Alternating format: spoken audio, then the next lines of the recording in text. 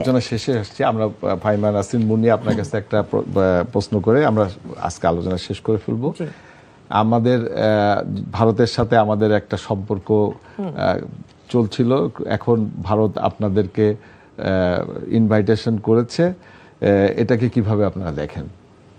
না দেখেন, আমাদের এই সরকারটা তো আপনি যেমন বললেন বাংলাদেশ ফার্স্ট, সেই নীতিতে আমরা আছি। আমাদের দেশের স্বাধীনতা, আমাদের দেশের সার্বভৌমত্বই সবচাইতে আগে আসবে। তারপরও এটা আঞ্চলিক যে কূটনীতি এবং আন্তর্জাতিক যে কূটনীতি, ভৌগোলিক যে অবস্থান, সবকিছু মিলিয়ে বাংলাদেশ সরকার একটা বহুপাক্ষিক ভারসাম্যপূর্ণ কূটনৈতিক নীতি যেটা, সেটাই ওনারা বজায় রেখে সামনের দিকে চলতে চাচ্ছেন।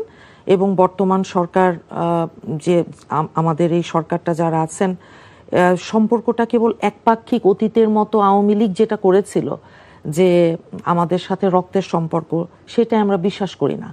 আমরা বিশ্বাস করি যে জাতীয় স্বার্থ সবার আগে আসবে, আমাদের অর্থনৈতিক সমতাটা আসবে এবং সেই সাথে সার্বভৌম সম্মানের যেই ভিত্তি আছে সেই ভিত্তিতেই আমরা আমাদের সম্পর্কটাকে সামনের দিকে এগিয়ে নিতে চাই।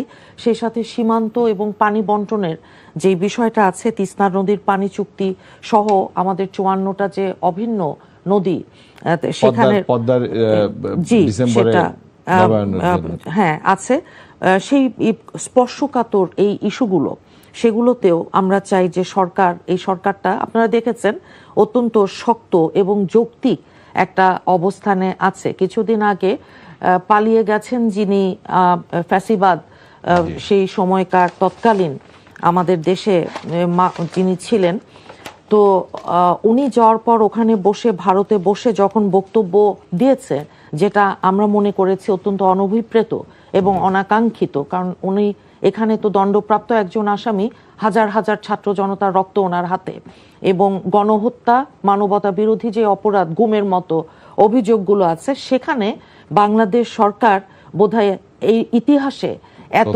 কঠিন, এমন শক্ত ভাষায় এটার প্রতিবাদ জানিয়েছে, যেটা আমাদের দেশে কেন কোথাওই আমার মনে হয় না কেউ দেখেছে। যাই হোক, লাস্ট কথা হচ্ছে যে আমাদের অর্থনৈতিক এবং আঞ্চলিক সীমান্তবর্তী যে নিরাপত্তা, সবকিছু মাথায় রেখে আমাদের আজকে শেষ করতে হচ্ছে। আপনাদের দুজনকে অসংখ্য ধন্যবাদ। সুপ্রিয় দর্শক, আপনারা দেখছিলেন আইএফআইসি ব্যাংক নিবেদিত এই সময় অনুষ্ঠান। সময়ের জন্য আমরা আজকে এখানে শেষ করছি। আগামীতে আবারও কারো সাথে দেখা হবে। ততদিন সুস্থ থাকবেন, ভালো থাকবেন, এনটিভির সাথেই থাকবেন। আসসালামু আলাইকুম।